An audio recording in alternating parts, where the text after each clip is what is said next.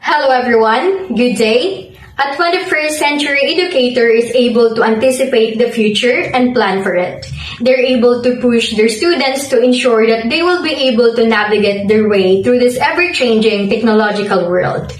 They have the ability to prepare students for the unknown based on current trends and technology. In this 21st century teaching and learning, in every country, the attributes would be reading literacy, information literacy, technological literacy, skills for personal knowledge and building, and oral literacy and numeracy. Literacy has also been used as a way to sort populations and control who has access to power and often coincides with the region's wealth or urbanization, though many factors play a role. ASEAN supports global and regional commitments in education by promoting lifelong learning underpinned by the principles of equity, inclusion, and quality. Our chosen ASEAN country is the Philippines. We choose Philippines because it is very important for us Filipinos and the future teachers on how we are going to improve the students' literacy progress in the classroom and to become an effective teacher to improve the capabilities of the students and to have more exciting learning experience towards teachers and the students. Have a good day, everyone. This is me, Jerome Matas Ibanez, and I'll be showing our graphic organizer to present the attributes of 21st century teaching and learning. Let's begin with the first attribute, integrated and interdisciplinary. Integrated and interdisciplinary is an effective and relevant way to teach the 21st century competences and to apply the transdisciplinary skills necessary for solving complex global matters.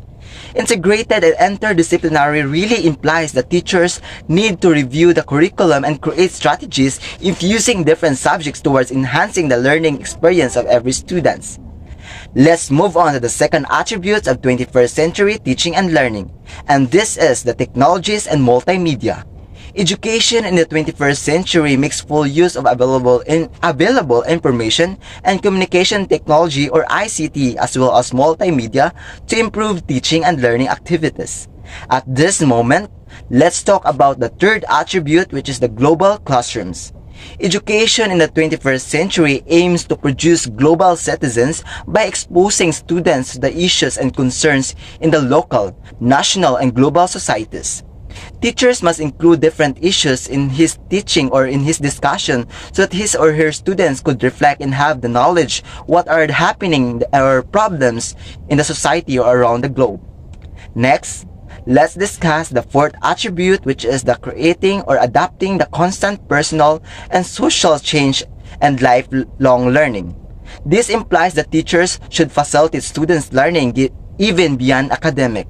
This attribute emphasizes that teachers are facilitator, so it is their task and responsibilities to help students not just in academic, but also teach students the real life situations because learning is constant. It is not just in classroom but also outside. It is what we call lifelong learning. At this juncture, let's talk about the fifth attribute of 21st century teaching and learning, and this is the student-centered. Education in the 21st century, students are the focus and they are the center rule where they are actively engaged in their learning process in a collaborative nature along with their peers or their classmates under the guidance of their teachers.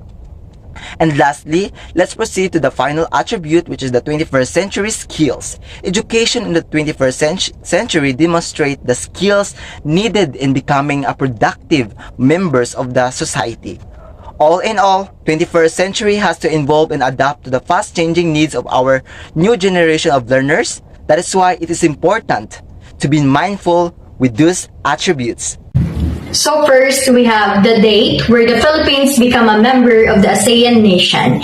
So that was August 8, 1967. And the capital city of the Philippines is Manila. Name of official currency, we have the Philippine peso. Exchange rate to US dollar, we have 1 Philippine peso equals 0.017 United States dollar. And exchange rate to Philippine peso is not applicable. Official language, we have the Filipino and English. Number of ethnic languages. There are 8 major dialects spoken by majority of the Filipinos. We have the Tagalog, Cebuano, Ilocano, Hiligaynon or Ilonggo, Bicolano, Waray, Pampango, and Pangasinense. Filipino is the native language which is used nationally as the language of communication among ethnic groups. And then enumerate their ethnic languages. There are about 180 Philippine languages. The 8 major languages are Tagalog, Ilocano, Pangasinan, Pampango, Bicol, Cebuano, Hiligaynon, and Waray or Samarnon. So for languages of instructions used, it is for purposes of communication and instruction. The official languages of the Philippines are Filipino, and until otherwise provided by law, it is English. And also the percentage of ethnic groups, we have for the ethnic groups is Tagalog is 24.4%, Bisaya or Binisaya 11.4%, Cebuano 9.9%, Ilocano 8.8%, Hiligaynon or Ilonggo 8.4%, for Bicol is 6.8%, Waray is 4%, other local ethnicity, other foreign ethnicity is 26.1%. And for the population, 115,559,009.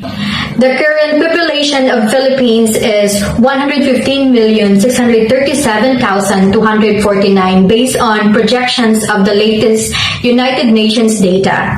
The UN estimates the July 1, 2022 population at 115,559,009.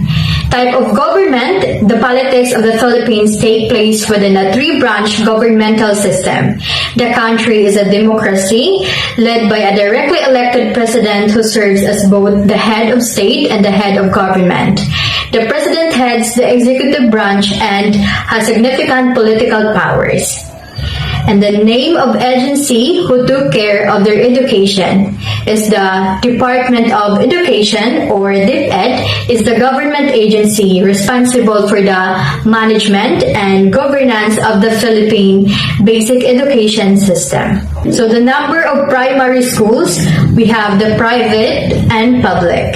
And number of educational higher institutions, there are state colleges or universities. Good day everyone, I am Hani Gador and today I will be continuing what was discussed a while ago. So next is the annual budget or annual education budget. So Manila Reuters, Philippine President Rodrigo Duterte signed a 5.24 trillion pesos or equivalent to $98.45 billion. So that is a budget for the next year. The Southeast Asian, a country largest ever, as it aims to sustain economic recovery and manage COVID-19 outbreaks. Next is the percentage of education budget to their national budget.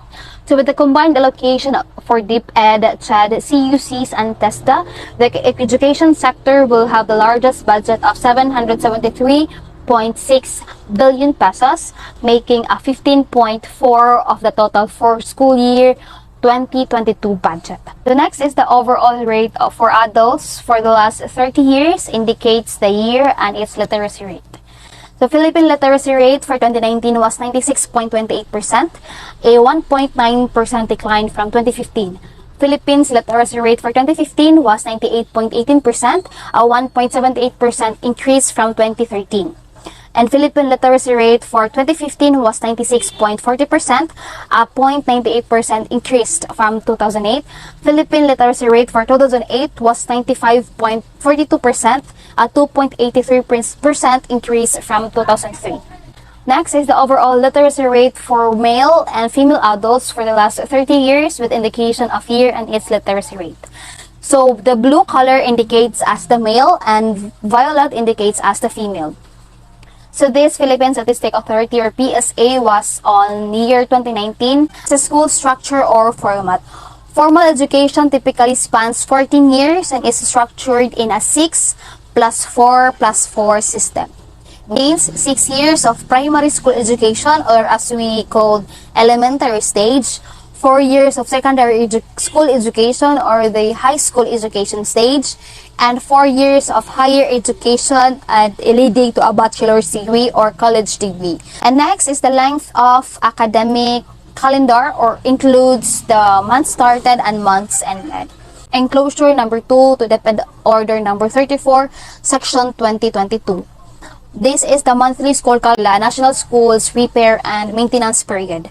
For August 15, we have the Oplan Balik Eskwela Command Conference, and August 21, Ninoy Aquinos Day. August 22, end of enrollment period, opening of classes, and start of academic quarter 1. And for the August 22 to 26, conduct of psychosocial support or PSS activities. And lastly is the National Heroes Day. Next is the month of September. We have the SPG or SSG election that is first to second week of September. Next activity is the accreditation of equivalency test A and E. Next is the Oplan Kalusugan sa DepEd. And lastly is the start of career guidance orientation for grades 9, 10, 11, and 12. Next is the month of October. For the October 5, we have the World's Teachers Day. And next is the National Achievement Test for grade 10 or NAT, school year 2021 to 2022. Next is the Accreditation and Equivalency A and E test. And lastly is the first quarter examination. And lastly, for the month of November, November 1, All Saints Day, and that is a regular holiday. November 2, All Saints Day, that is a special working day. November 5, we have the end of academic quarter 1.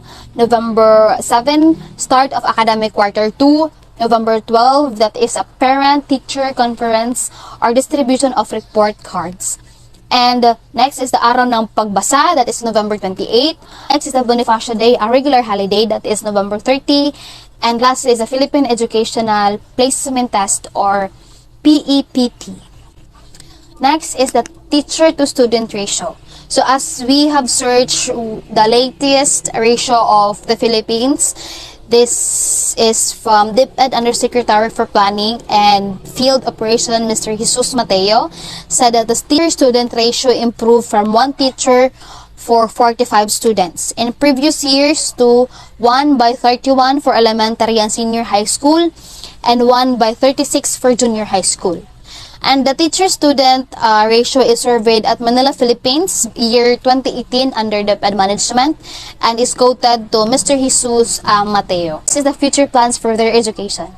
The Basic Education Development Plan 2022 to 2030 of the Philippines was developed through a consultative and participatory approach. The plan aims to help all Filipinos to relieve their full potential and contribution to a cohesive nation through the right and promotion of the right to quality education.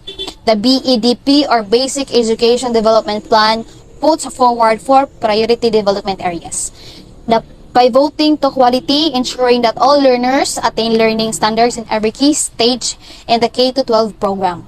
Expanding access to educational for groups in situation of disadvantage to ensure inclusive and equitable quality service delivery. Empowering learners to be resilient and to acquire life skills.